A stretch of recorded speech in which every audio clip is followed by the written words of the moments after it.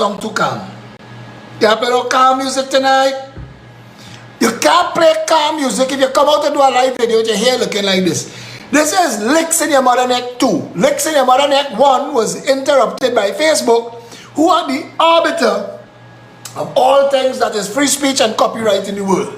And every time you tolerate a monopoly, you open yourself to that kind of abuse. I hope at some point Mark Zuckerberg comes to his senses, or Elon Musk comes along and buys it, because Mark does not have enough testicles to own and control something as serious as Facebook. Because let's face it, Facebook is a platform. It should not be interested in the content. Facebook should be a media platform, like paper is a paper. I want to say to everybody, I apologize that the video got interrupted by Facebook, who thought that us playing another song. Satish asked him if to delete the other video. I think there was a lot of good content on the first part of the video, so Satish, no, leave it. People will figure it out. This one is Licks in Your Mother Neck 2. And if you want to start up a YouTube, Licks in Your Mother Neck 2, continue. To the young lady who is visually impaired, this is still June 7, 2022. It is now 9:35.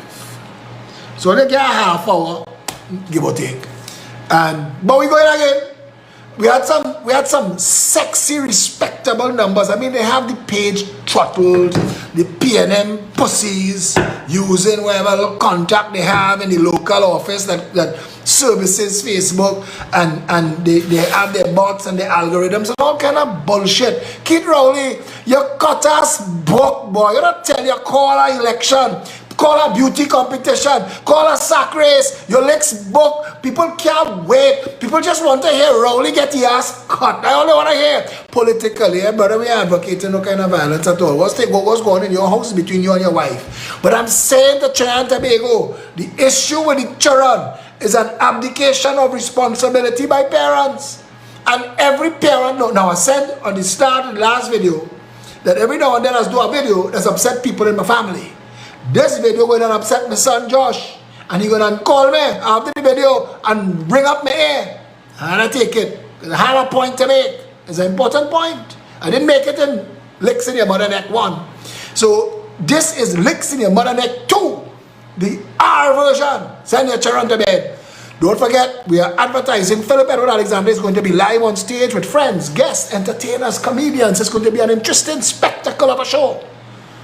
So call Felicia Holder now. Don't stop ringing up Felicia Holder phone, 769-4590. In fact, some people will even get a free ticket so that they can spread the word, but get inside, lock it in tonight. Call Felicia now, 769-4590. WhatsApp her, tell her, make sure my name down on the list. I get a ticket. Because the tickets sell out. You want me to see what I can do. There's nothing I can do. I'm not involved in that. My job is to keep it sexy, and I do my part.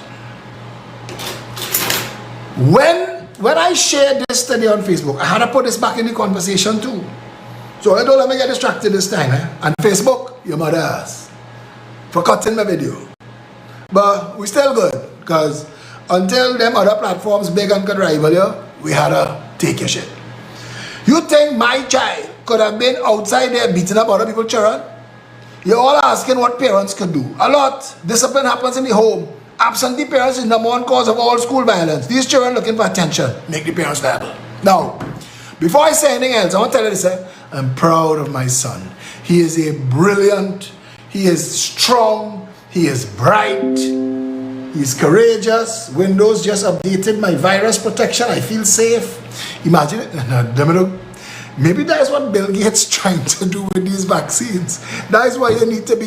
That is why you need so much boosters. It's a Bill Gates vaccine. If it was a Steve Jobs vaccine, you would not need to keep updating. It would not crash. I now understand. You will see other people make that joke, but remember where you heard it from first. That is why you have to come and see me on stage. I will make up jokes on the spot.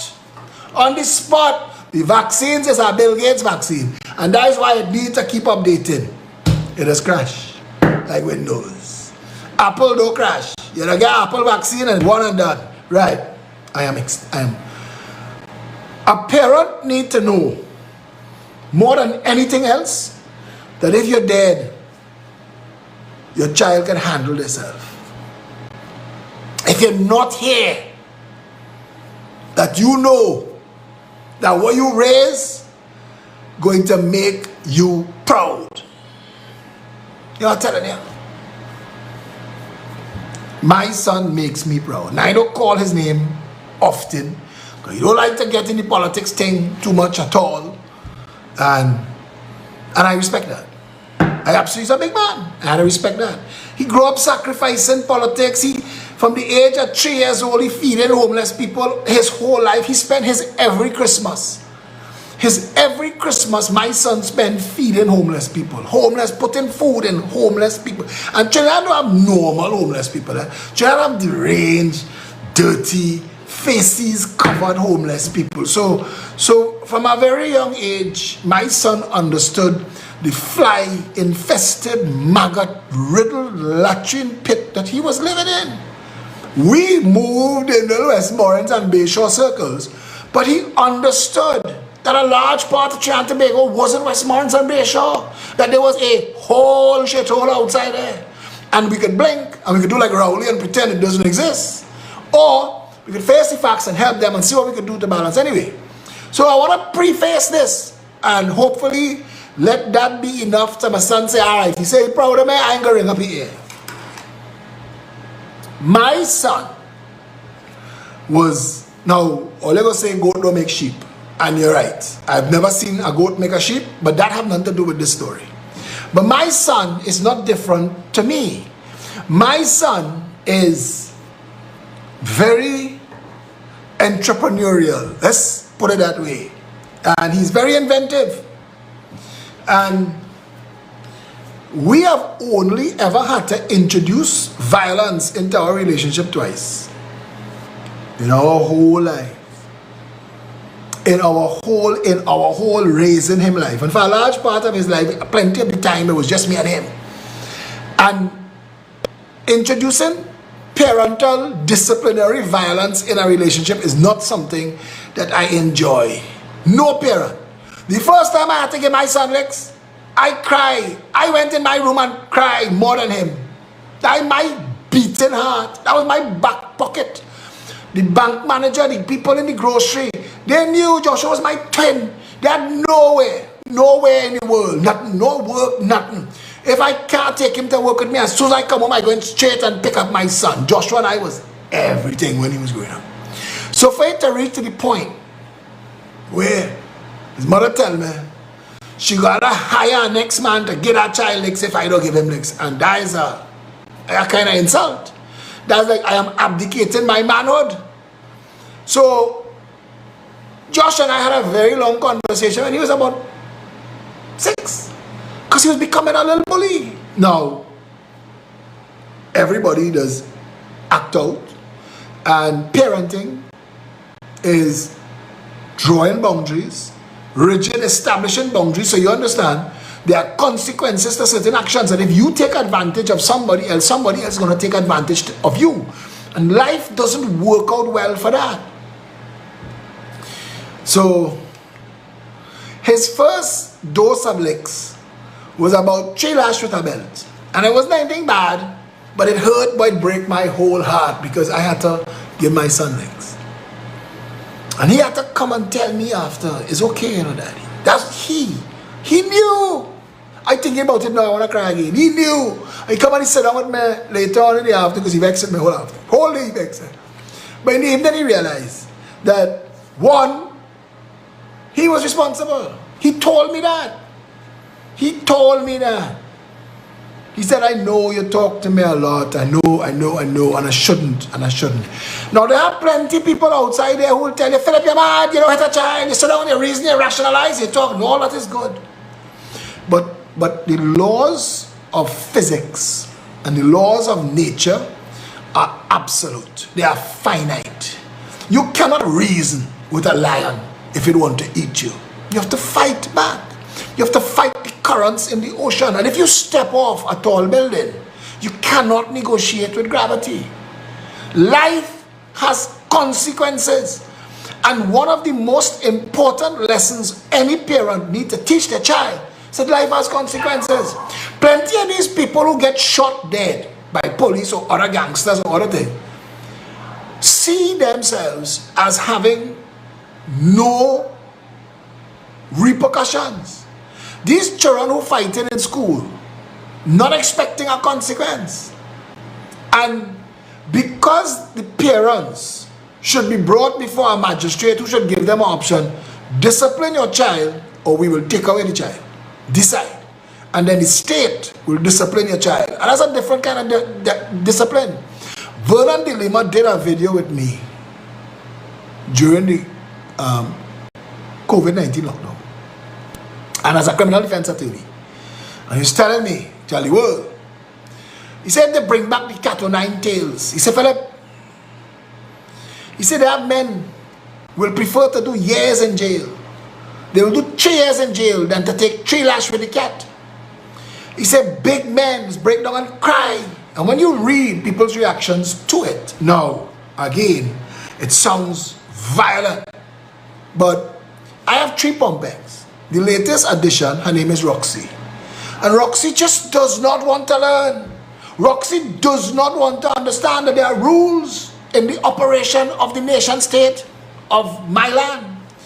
So every time I have to discipline Roxy, when I put Roxy back with the rest, Macy, who is the alpha female, is cut Roxy ass more.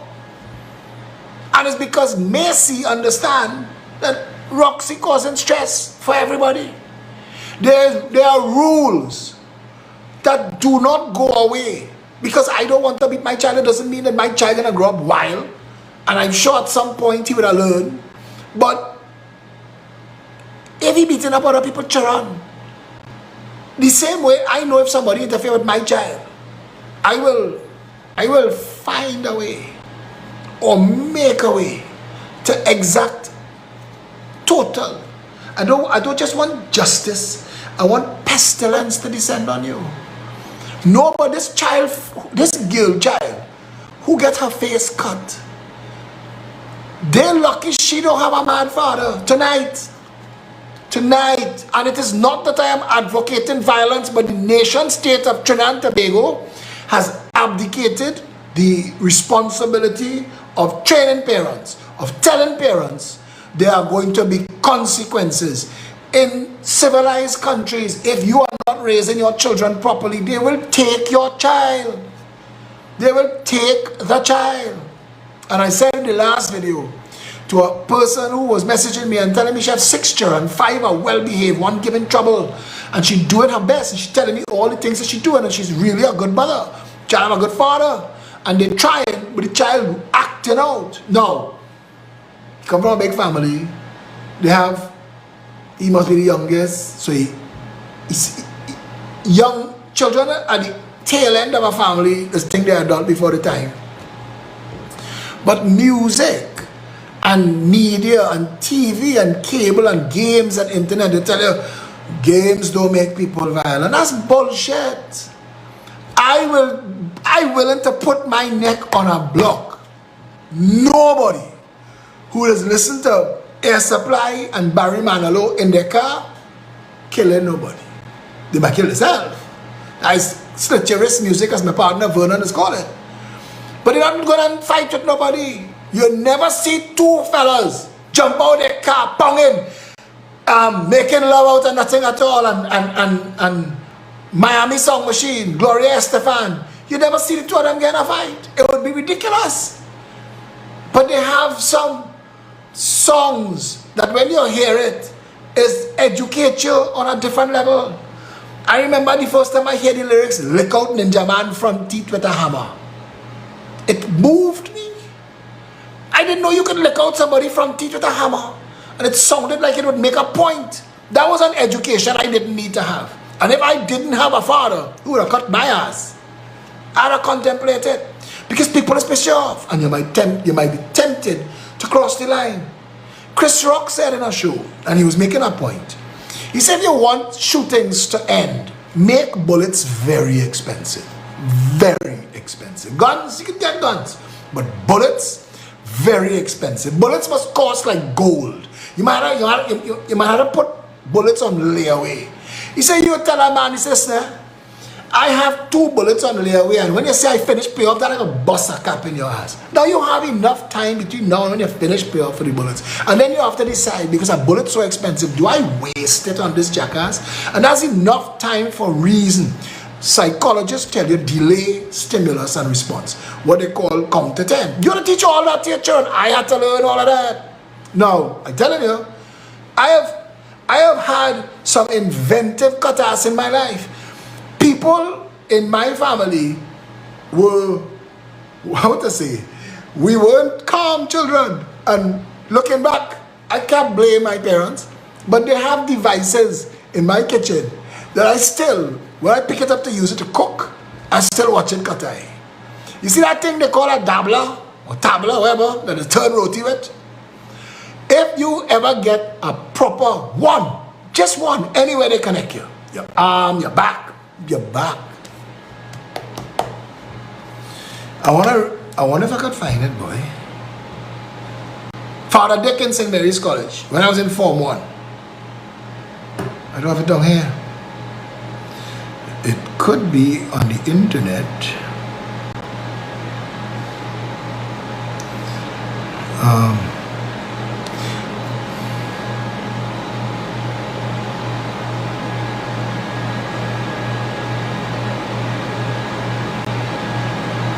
I wrote a book called O'Connor Street, and it was on the Little Man's site for a while until they took down the whole website.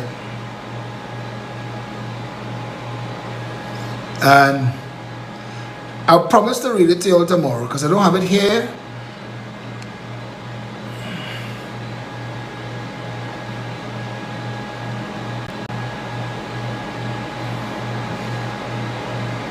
I don't have it here, and I apologize, but because there was a chapter in it called links, and I remember writing that I was in Form 1, and this was the second week in St. Mary's College, and Father Dick happened, he's the dean of Form 1, and he happened to walk by when a fella pushed me, and I kicked him.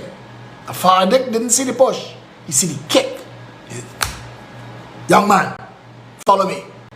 Now, I didn't know what was about to happen next. I didn't understand what the role of a dean was in big school. Found out that day.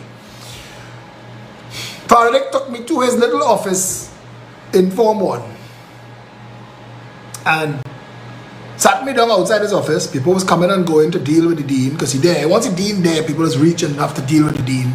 So when everybody finished dealing with the dean, there was a chair outside, and I learned after that chair outside the dean office was sit down there and wait for your cutters. And I went into the office. He called me. I went in, and I remember it imprinted in my head the air condition, the noise his air condition was making. His air condition was making one of them old-time Rakataka window unit, and it in the wall. Remember that?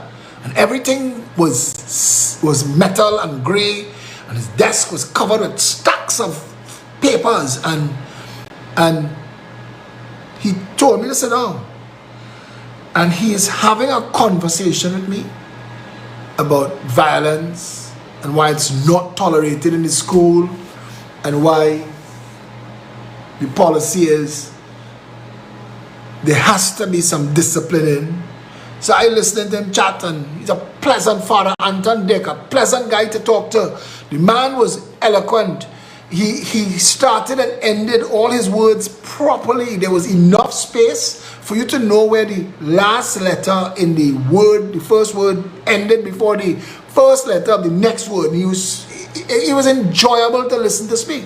So when he stood up, I stood up. I thought conversation over, everybody going their merry way. And he opened his drawer, and he pulled out a strap. I didn't understand what was going on at that point in time.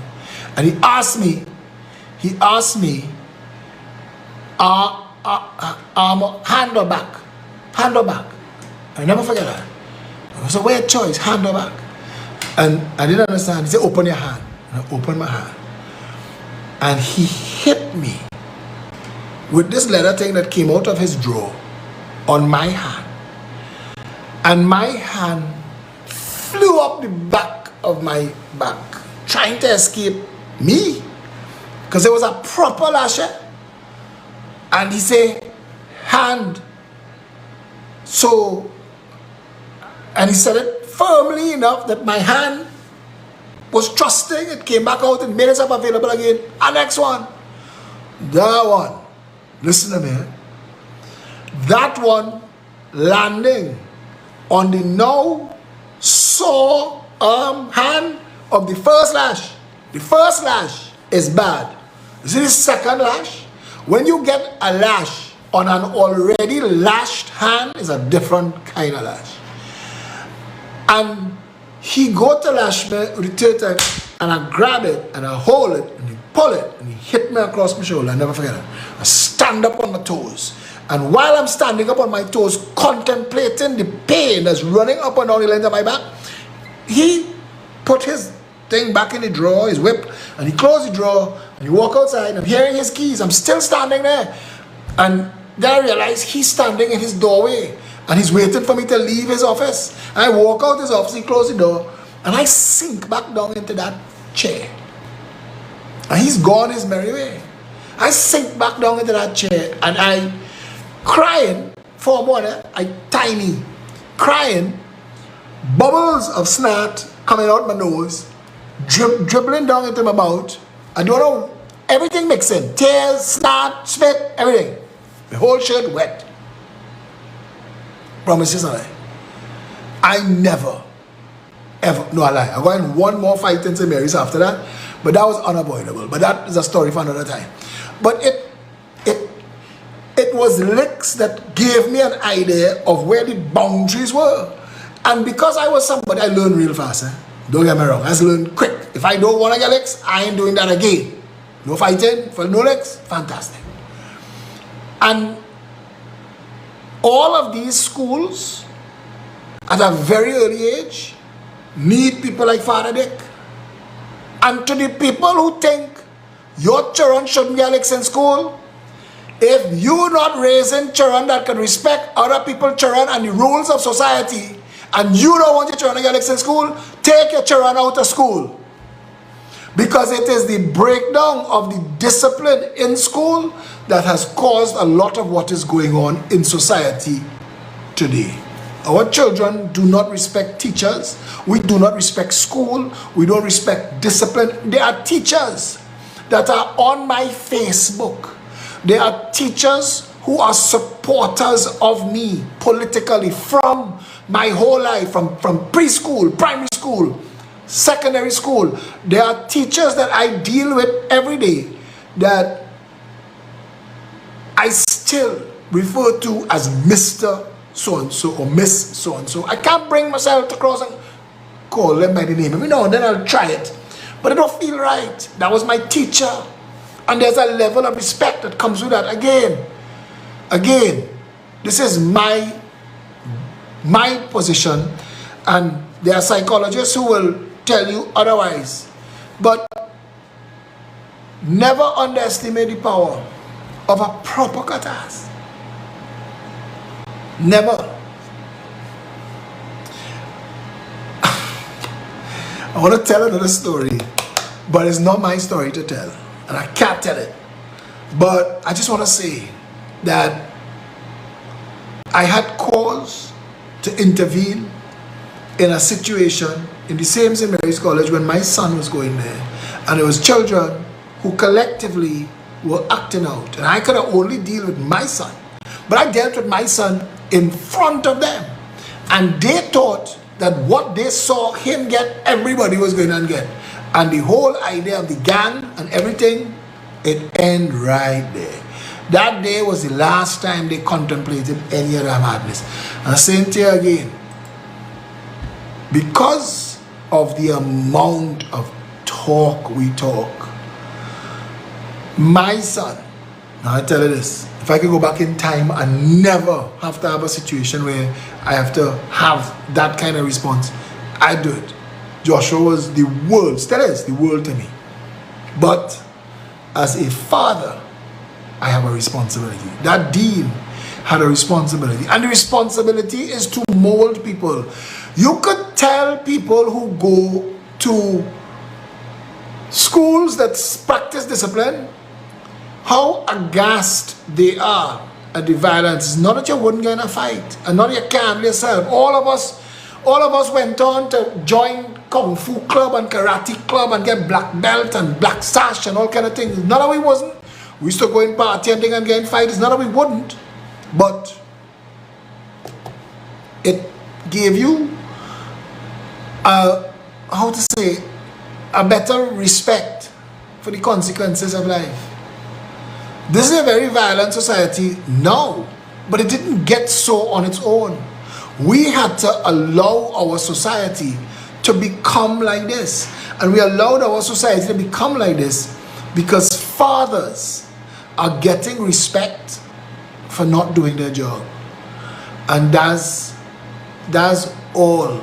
And Cynthia Holder, don't get me wrong, I had to take up that very political comment because it could distract the conversation, and I don't want that to happen.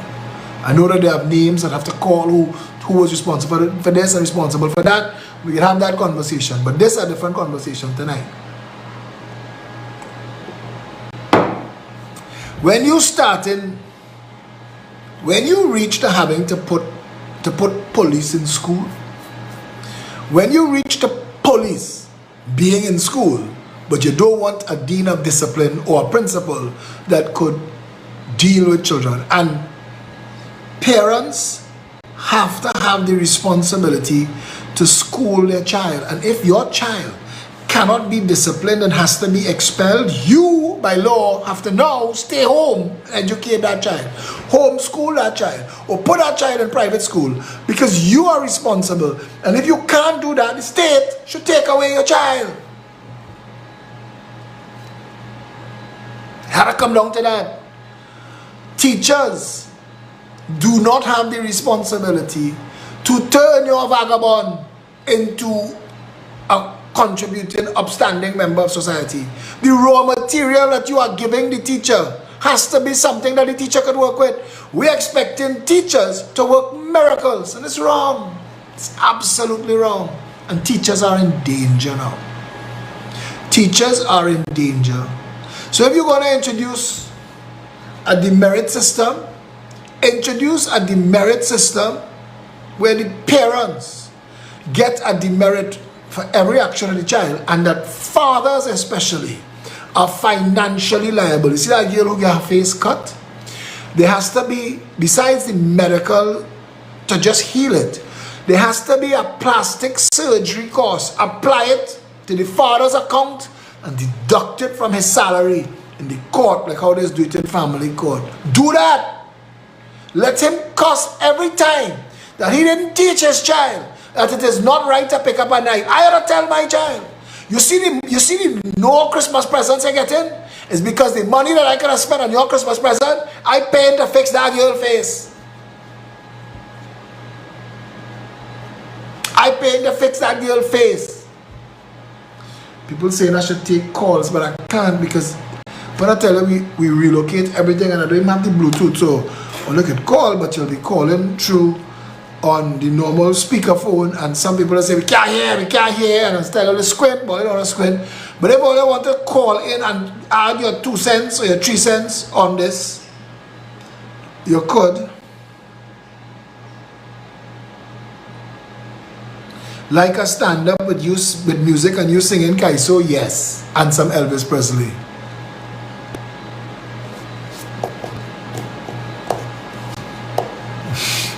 One of my Saints partners telling me they remember the strap and they remember the legs.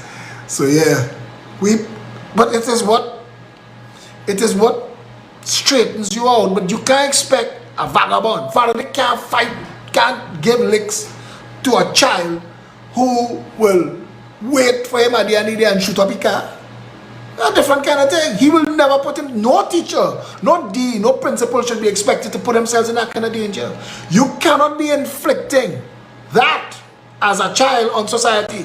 Society, the school should tell you, we are not accepting your child. We are not. And then the Ministry of Education should give you 1 term to regularize your child's education in a private institution that understands that your child is a difficult child, and that you have responsibility to straighten that child. Because if you don't, when you shuffle off this mortal coil, when you are no more to make excuses for this child, life will deal with that child harshly as an adult. You don't want that. That's what's going on in Trinidad and Tobago. The consequences of failed parenting is acting out in the schools, in the streets, in the jails. All that shooting and all that killing is bad parenting. They have, I remember, I used to lie in Long Circular Mall, and Long Circular Mall now open. Johnny English and them fellas, no, not Johnny English. Our partner Johnny and ex-partner Spirit, these fellas used to lime, and we form ourselves into a gang. Johnny used to live across the road from Long Circular Mall, where that big building is now with the lions on it. It was just Johnny's little wooden house there in a big yard. And all of us painted skulls on the back of our jacket. And this was going to be the start of a gang until I reach home. My father asked me what. My father asked me what's that. I explained to him. We formed a gang. He said, yeah, that's not happening. Give me that jacket. That was it. And my father, I mean, if you read O'Connor Street, there are plenty of examples of my father cutting my ass. My father told me we cannot go and fish in St. Mary's River. And we went and fished outside, right below Saints Grounds, the bridge, right below the bridge. As it started to turn, just before Harvard's, there was a big hole, a big deep hole. And we had a partner in class named Derek Chin, not the same Derek Chin that owned Movie Town. We had a partner in class named Derek Chin. There was Derek Chin, Brian and Gordon Elliott, Dirk Cabral. I think that was the crew. And we had planned to go and fish in the river. So I take my little pocket money. Brian Chin Leong, Trinidad karate star, he had a hardware in Woodbrook where Big Mike have a mass camp now. It was called BC's Hardware. And on the way home, I stop and I buy a reel of nylon, some sinkers. I know the hell I doing, you know. The first time I going fishing. I buy a reel of nylon, sinkers and hooks. My father see, and he asked me, what's that? I said, well, we going fishing. He said, where? I said, in the river. He said, you can't go fishing in the river. I said, why? He said, because if rain fall in the mountains, the water will come down and wash you out to sea and you will die. So no.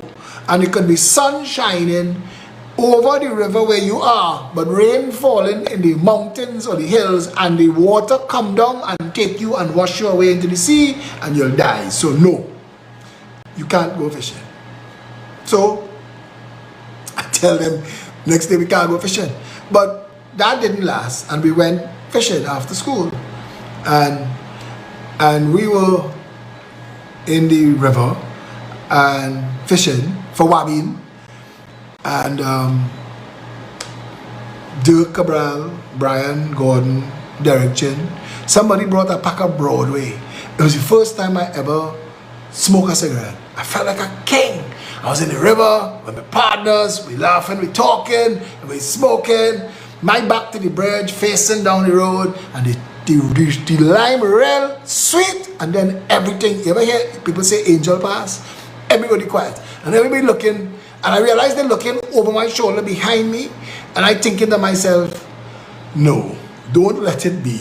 Please God, don't let it be. As I turn around, my father standing on the bridge. He used to come. Now my father used to sleep on an afternoon. He used to take an afternoon nap. And when he wake up, his face used to get crumpled up from lying down. So he on the bridge with his crumpled up face. And I know he must be wake up and realize that he hear me for the afternoon. And then it dawned on him that we had a conversation about fishing. And he not hearing me. He put 2 and 2 together quick. We live in Woodbrook. So he jumped in his little blue Escort. We live in O'Connor Street, Woodbrook.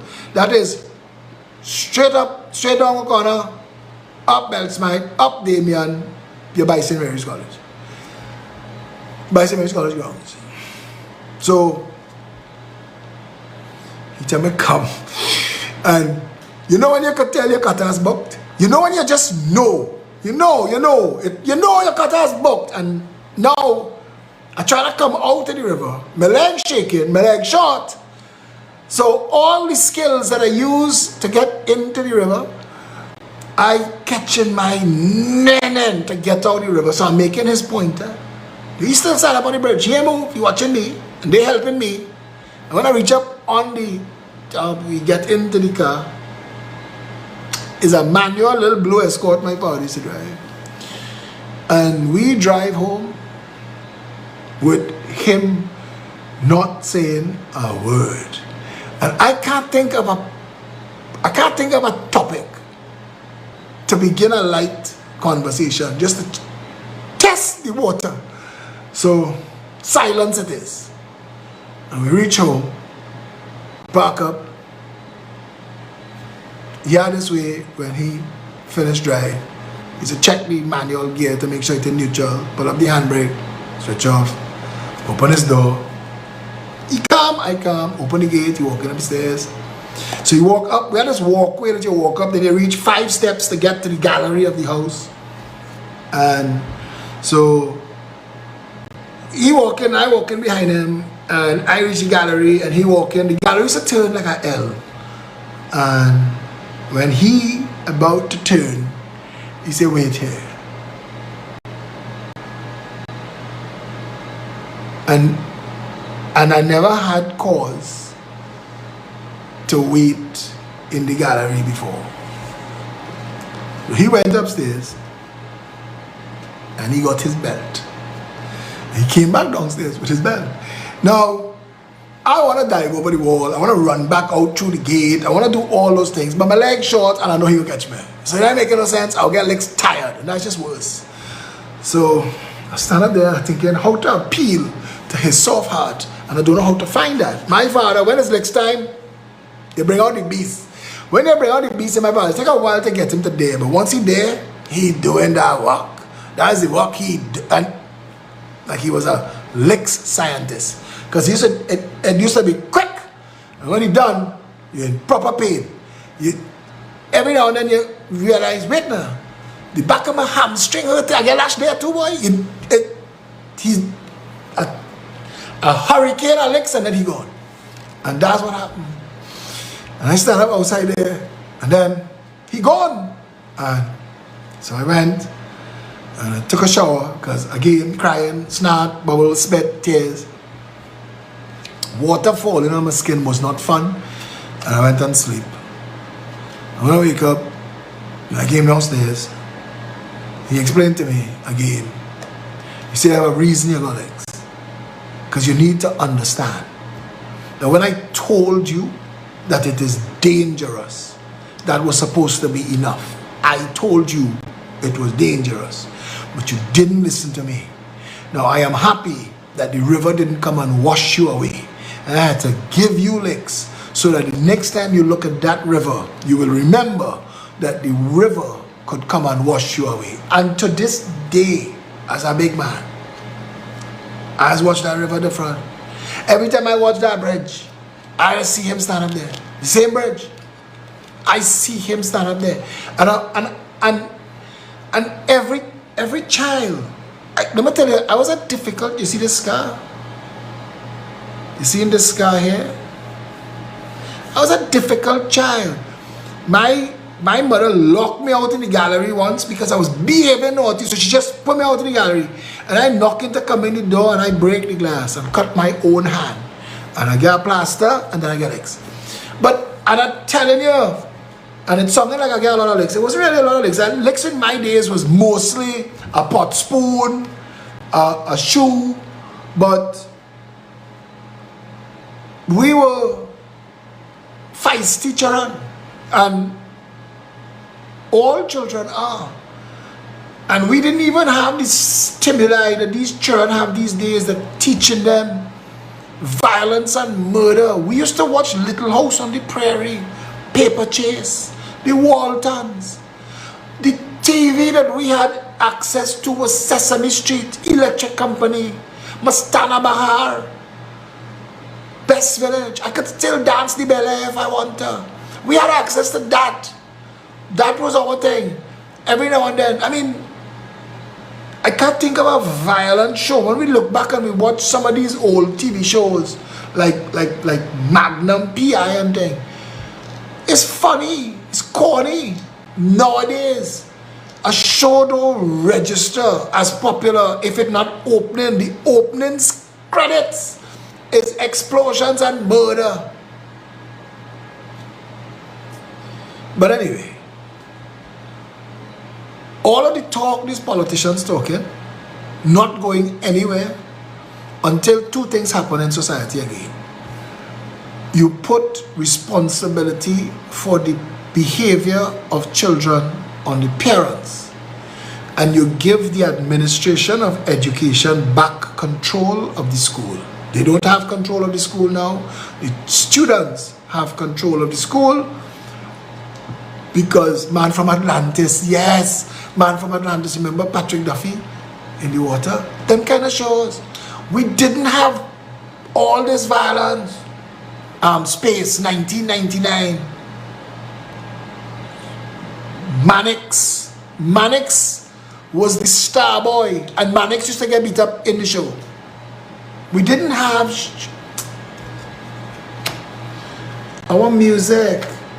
I knew every kind of soca. I mean calypso. I played the music I played. I didn't know what I grew up in. I knew every type of calypso. I know Indian music. I know I could sing Indian music. I know every Saturday at 6 o'clock. Our life was so patterned. Every Saturday at 6 o'clock, my father would turn on his stereo. But in those days, his stereo was called a radiogram. And he would turn it on. Country roads take me home. Remember that? From 6 o'clock, and you're listening to country music. For that particular time on a Saturday, country music. Freddie Fender and these guys, and mommy making hot dog in the kitchen, and family and structure. And hear me, when you become a parent, when you're scouting for talent, Ricky Tiki, when you become a parent, you put yourself second. I'll never forget, Keith Rowley have a lawyer. Her name is something Rose. And when I had come back into being an activist, when Joshua was 16, I had stopped everything cold. I used to work and Joshua, family. And people ask me, how you just come out just so where you come from? Child turned 16 and get back involved in the politics. I used to build nightclubs. When Joshua was born, no more nightclubs. I still love that business. But it's not conducive to being a father or being a family. And it's important. And this point cannot be lost. Cannot be lost. I had massive travel the world dreams, and then God blessed me with Isabella Rose. And now, as many hours in the day as I could find to spend with Isabella Rose, I do. Especially after my experience with Joshua, and I learned this. I'll tell you, somebody said, the days are long, but the years fly fast. And to anybody who have children, even as difficult a day as some days seem, it will end. And they grow up and they go their way. And all you're left with is memories, our memories. And you have to make sure. And we live in a stink country. I mean, you know, I know, the priests know, the archbishop know, everybody know. Trinidad is a stink and nasty country. We were never ready to be independent. Eric Williams was a nasty man. And what they built as the P&M and everything that happened from that, the UNC that came out of the NAR, that came out of the P&M, everything that happened along that way, and the racial divisiveness and what happened in society, because I grew up in a community. I grew up on O'Connor Street, Woodbrook, and my best friends were the United Nations. My best friend was Colin Young. His brother Alan used to lie with my brother Paul, and they had a sister Catherine. She was our friends. They were our friends. We used to go to school with them in their car in the morning. The Cowlessers across the street. I lied with Daniel Cowlesser. My brother lied with his brother Dave, and Bruce Pouchette, and Brian Pouchette, and Leonard Edgell, and the Scotts, and Elias, and it was Senette. Listen. The community was everybody. I did not understand that people weren't different. We knew festivals by who house we're spending it in. And we knew that they have certain festivals, everybody come by us. So our ham and our sorrel and our panchakrem is everybody on for, we're planning for that, because we know they have events that coming up that we in all your house. And we know where we get roti and where we get. That's how. And I told people, I said, the Woodbrook that they ruined to exploit and to profit here on. I mean, they monetize Woodbrook. These jackasses, these mayors and these people, they don't care about community, and they don't understand that the most important thing in a country is the community. If you make all of our communities functional, the society, the nation, a nation is a collection of communities. Let the community, empower the community, make the community work. Every community don't have to be the same. They have country community and town community and beach community, fishing community. They have all kind of different community. But let the community work. Let it self-regulate. Let it raise its children. We're talking about it take a village to raise a child. All the buying bullshit from other people. The community used to raise the children when I was growing up. There was a house, what is now Morvino parking on O'Connor Street, because Morvino is on the corner of O'Connor Street where I grew up. What is now Morvino parking was Millie and Ursi Rees' house. And anybody who related to Millie and Ursi Rees hearing this will come back and write on my wall and say it's an absolute fact. We still live in the street, or we still live in Millie's house. And Millie was the poorest people on the street. And everybody was comfortable in Millie's house. The Smiths and the Reeses. And that's how we grew up. The community raised the children. My parents, and like every other parent, this is, you're reading it on social media now, we lived it. Throw you out, come back when the street lights come on. And you knew the boundaries. You knew where you weren't allowed to pass. That bigger children that could have ride around the corner, you can't. They telling you come. You say, you know my father. My father find out I ride around this corner before my time. You taking Alex for me? And that's what discipline is. And that discipline kept me from riding around the corner into circumstances and situations I wasn't yet ready or prepared for. And that's what it is. It's boundaries. When Joshua was growing up, I used to whistle. I had a whistle. And he was trained to know that if he ever heard that whistle, just stop. You're not doing nothing else. Just stop. Because in case you're in danger, I need to be able to stop you so I could come and get you. And that's the role of a parent. And they have plenty better parents than me. I'm not trying to win any competition. I just say I was present for my children. And that's what you need to be. And fathers, no matter, let me tell you something. They have a list of places. Pumapunku, Angkor Wat, India, Ethiopia, Egypt. I wanted to tour all of the ancient sites. I wanted to see and touch Tiawanaka, the Nazca. I wanted to go. I had a list of places. I was going to backpack the world and see those things. And then God blessed me with Isabella Rose. So I had to stick a massive pin in my retirement plan. Because I'm a parent and I'm a father. And I want to tell you this. And this is the truth. You don't get to choose because they didn't get to choose. You have to show up. Every woman that you meet that didn't have the benefit of a strong father figure is confused by what male is supposed to represent in her life. Any man, and my partner Barry Landry Smith, he told me when Bella was born, he said, you were a father before, now you're going to be a daddy. And it's true, girls soften you. And any man that is fortunate enough to be blessed with a daughter,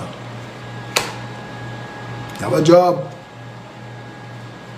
She's going to measure every other man that she meets in this world by the respect you show her.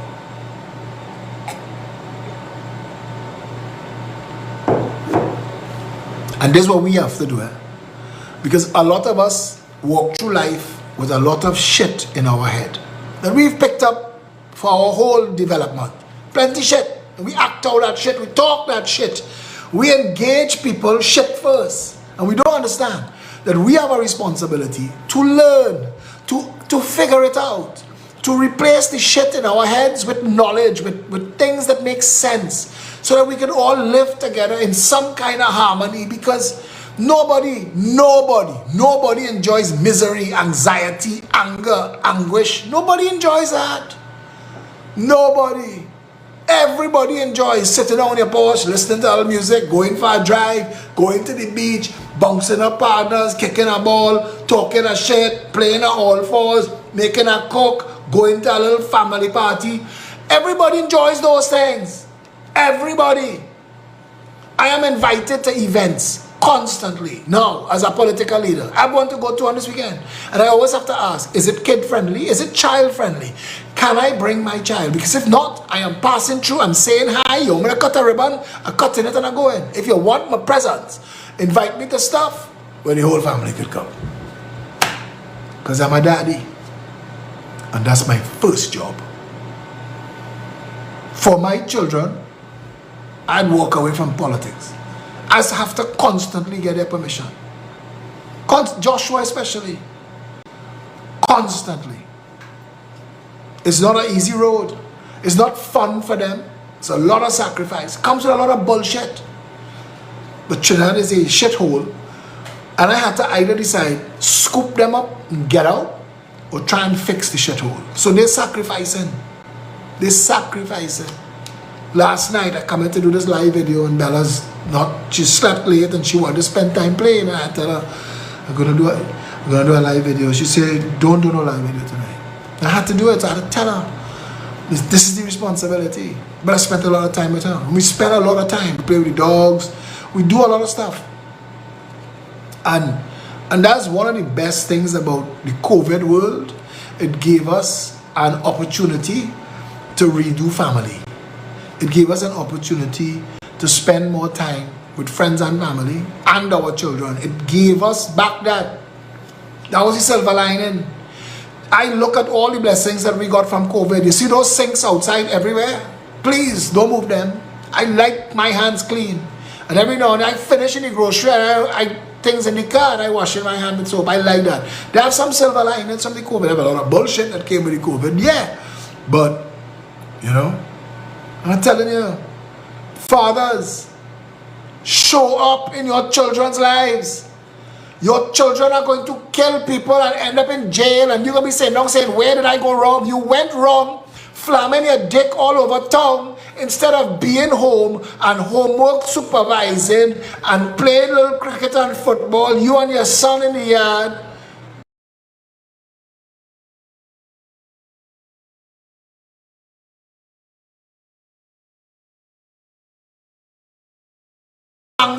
I had a book.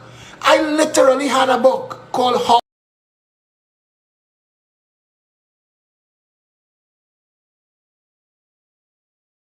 to Dad. When Josh was born, How to Dad, and learn stuff that I should know.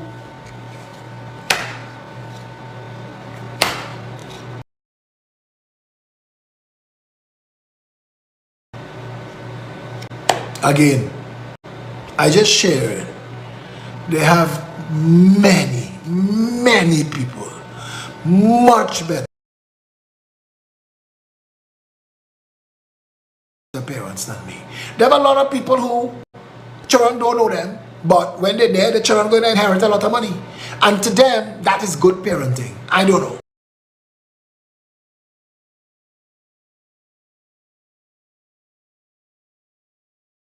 A lot of money over memories and a good self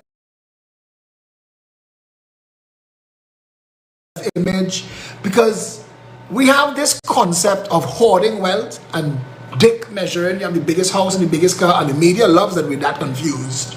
And that's why I will drive a pickup truck, because I had my BMW times and I realized that people treat you different when you drive vehicles